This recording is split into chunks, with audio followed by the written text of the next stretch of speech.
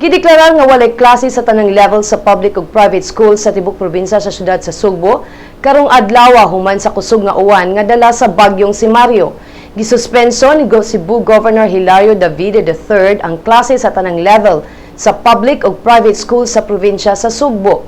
Iya usab gisuspenso ang trabaho sa Kapitolyo, pwera lang ang mga opisina sa Provincial Disaster Risk Reduction Office, Provincial Environment and Natural Resources, Provincial Social Welfare and Development ug ubang engineering staff.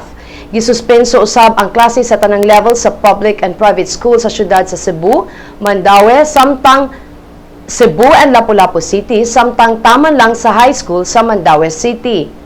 Mi-issue og yellow rainfall warning ang pag-asa sa probinsya sa Cebu ug Bohol tungod sa bagyong si Mario.